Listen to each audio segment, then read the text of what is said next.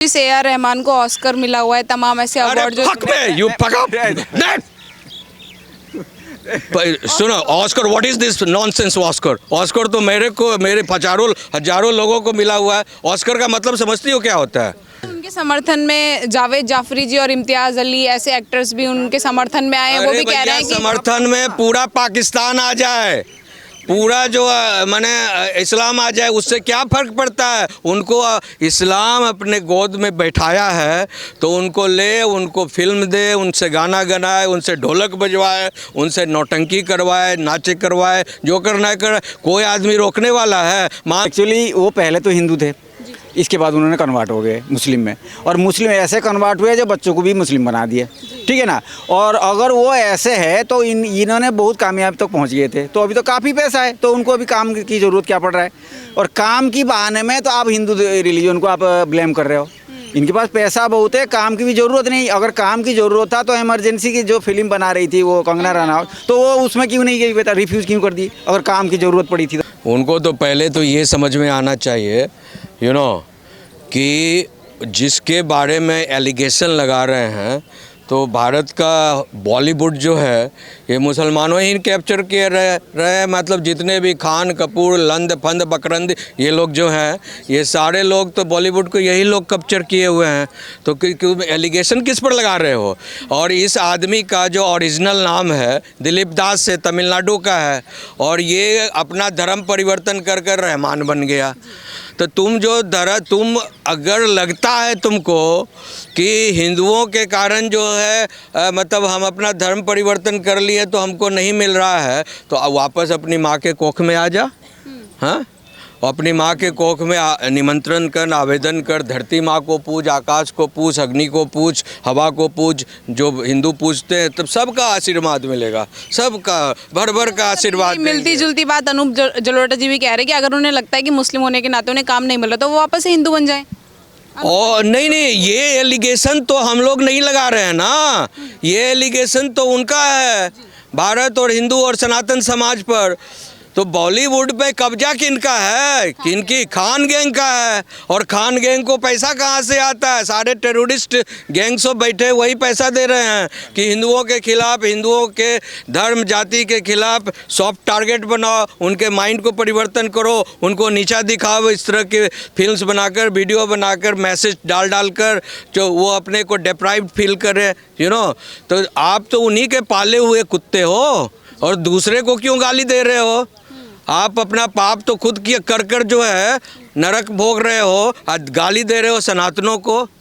तुम्हें को अगर कुछ सेंस नहीं है तो अपना रिसर्च कर लो, और तुमको थोड़ा सेंस आ जाए तो अपने वापस चले जाओ अपने। उनके समर्थन में जावेद जाफरी जी और इम्तियाज अली ऐसे एक्टर्स भी उनके समर्थन में आए हैं। वो भी कह रहे हैं कि समर्थन में पूरा पाकिस्तान आ जाए, पूरा जो माने इस्लाम आ जाए, उससे क्या फ़र्क पड़ता है? उनको इस्लाम अपने गोद में बैठाया है तो उनको ले, उनको फिल्म दे, उनसे गाना गनाए, उनसे ढोलक बजवाए, उनसे नौटंकी करवाए, नाचे करवाए, जो करना है कर। कोई आदमी रोकने वाला है? मान लो कि उनके अनुसार कुछ हिंदू नहीं फिल्म देख रहे हैं या गाना नहीं गा रहे हैं उनका, हाँ, तो इतनी बड़ी दुनिया की सबसे सेकेंड लार्जेस्ट इस्लाम है, धर्म है, तो वो उनको गोद में बैठा लेना।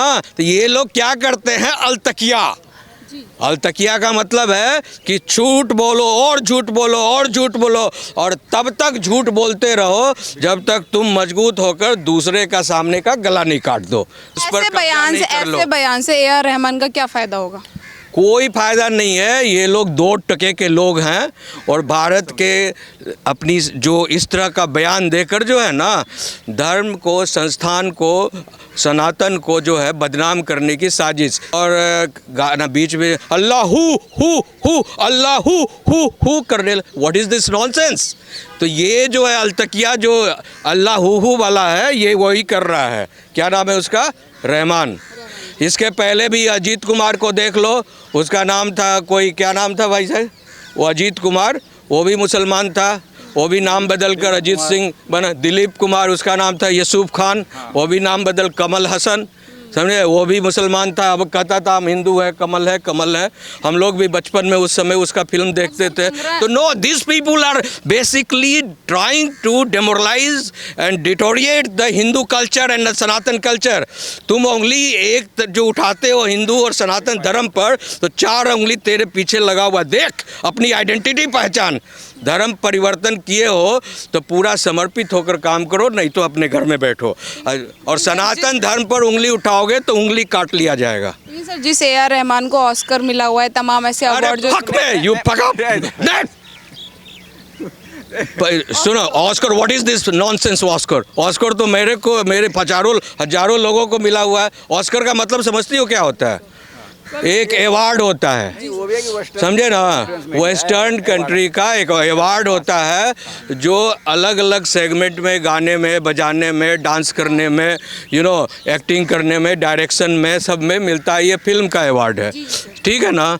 तो वो फिल्म का अवार्ड किसको, हर एक उसका जो है ये रहता है कि एशिया में इतने लोगों को देना है इस साल, उसका भी एक पॉलिटिकल, समझे ना, और किसको देना है, किसको नहीं देना है, वो सारा चीज़ जो है तय होता है। वो यूरोपियन वेस्टर्न कंट्री की लॉबी एक बनी हुई है, वो लोग अपना तय करते हैं। मेरे तो सैकड़ों दोस्तों को अवार्ड ऑस्कर मिला हुआ है। मैं खुद फिल्म मेकर रहा हूँ, सुने, आप गूगल करके देख लो, Dhruv Kumar film maker and human rights activist. मैंने फूलन देवी पर एक फिल्म बनाया था इटली के लिए, मेरा भी फिल्म का नाम ऑस्कर में गया था। उससे क्या होता है, ऑस्कर पा लिए तो आप महान हो गए क्या? ऐसा कुछ नहीं होता है।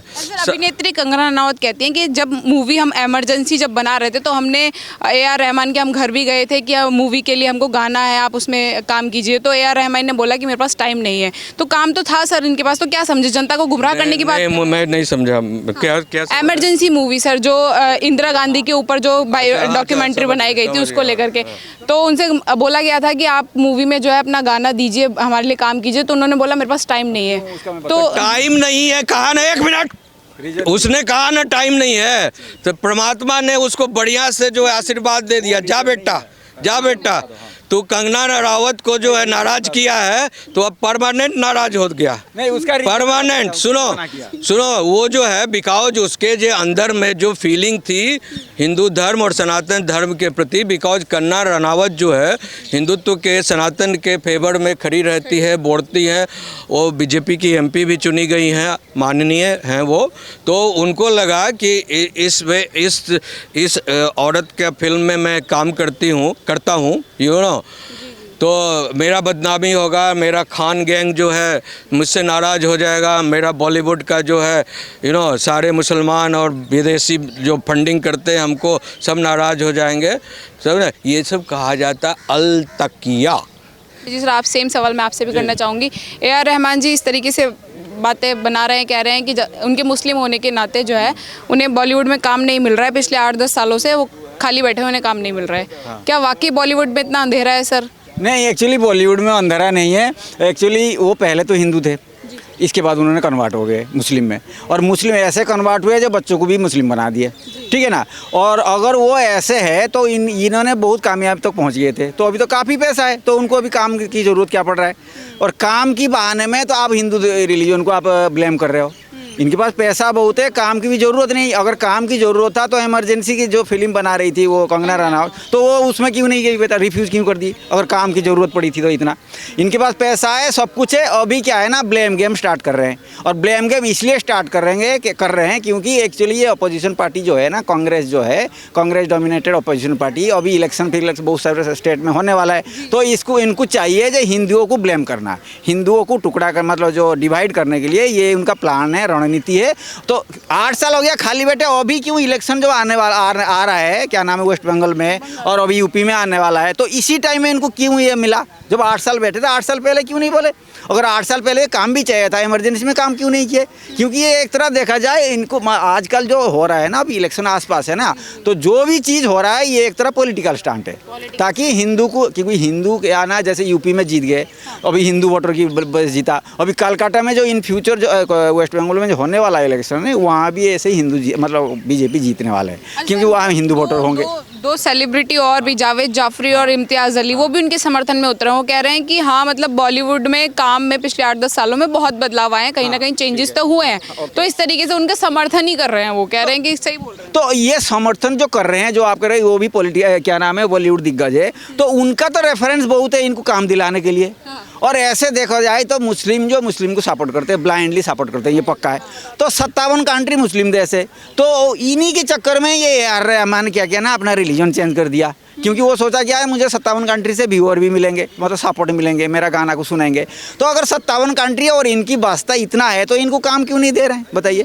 ये एक्चुअली कुछ काम फाम नहीं है, क्योंकि इनके पास तो काफ़ी पैसा है। काम फाम कुछ नहीं है। अभी पॉलिटिक्स मतलब के लिए क्या नाम है, इलेक्शन के लिए ये एक्चुअली पॉलिटिकल स्टंट है, ताकि वोटर को इम्प्रेस करने के लिए जो हिंदू लोग हमें हमारे साथ जाति कर रहे हैं और वो ये कर रहे हैं, काम फाम नहीं दे रहे हैं। तो इनका मकसद यही है, और कोई मकसद नहीं है। नहीं तो ये ऐसे ही है। और इमरजेंसी जो आप पूछ रहे थे ना, इमरजेंसी जो फिल्म है, फिल्मों में ये रिफ्यूज़ क्यों कर दिया? क्योंकि इमरजेंसी क्या है ना, इमरजेंसी दुनिया मतलब इंडिया में सभी को पता है, जो इमरजेंसी हमारा इतिहास में सबसे ख़राब दिन था। तो ख़राब मतलब क्या है ना, मतलब एक तरह इंदिरा गांधी को ब्लेम जा रहा है। और इंदिरा गांधी का जो यहाँ राहुल गांधी और ये उनका फैमिली है, तो ये फैमिली का बदनाम हो जाएगा। और वो कंगना रनौत तो ऐसे ही लोग क्या कहते हैं, हिंदू ओरिएंटेड देखते हैं। और ये AR रहमान को डर आ गया, जो अगर मैं बाई चांस फिल्म बनाऊँगा, इसमें अगर हिस्सा होऊंगा, तो मेरे को ये गांधी परिवार छोड़ेंगे नहीं, मेरा हाल और भी ख़राब कर देंगे। यही डर की मारे में वो रिफ्यूज़ किया। क्योंकि एक तरह इमरजेंसी अगर हिट हो जाए तो एक तरह गाना भी हिट हो जाएगा, और गाना जैसे हिट हो गया तो ये जो गांधी परिवार को ब्लेम आ जाए। मतलब अगर हम बैकग्राउंड देखें तो AR रहमान ने वंदे मातरम जैसे तमाम जो है भक्ति सॉन्ग गाए हैं, जनता उनको भी सुनती हुई आई है। फिर उसके बावजूद आप कह रहे हैं कि मतलब कहीं ना कहीं ये स्टंट भी होगा। तो कि मैडम ये जो इंसान चेंज कैसे होता है, डिपेंड ऑन द सिचुएशन। अभी सिचुएशन ऐसा उनका है ना, उनके लिए खतरा आ रहा है। क्योंकि वो सोच रहे इलेक्शन टाइम आ रहा है, अभी सारे पार्टी एग्रेसिव माइंड में है। मतलब क्या है ना, एक तरह इनको दाव लगा हुआ है ना, ठीक है ना। तो ये सोच रहे हैं क्या, इस टाइम में अगर हमने मुस्लिम विरोधी कोई हरकतें कर दी और हिंदू सपोर्टेड कोई एक्टिविटी किया, तो गांधी फैमिली हमारे पर नाराज़ हो जाएंगे। मेन मकसद यही है। तो अभी हाँ, ऑस्कर भी मैडम ये पॉलिटिकल ओरिएंटेड है। ये एक्चुअली क्या है ना, वो ऑस्कर जो अवार्ड है ना, वो वेस्टर्न कल्चर बेस्ड है। तो वेस्टर्न हमारा इंडिया में सबसे दुनिया में एक ही कंट्री जो सेकुलर है वो है इंडिया, इसलिए सबका नज़र, पूरी दुनिया का नज़र इंडिया पर है, ठीक है ना। तो ये ऑस्कर जो अवार्ड है ना, ये एक्चुअली वेस्टर्न कल्चर ओरिएंटेड है। तो ये ऐसे लोगों को दी जाती है जो क्या है ना, स्पेशली वो एंटी हिंदू होते हैं। तो ठीक है, ये इनका मकसद यही है। ये धन्यवाद सर।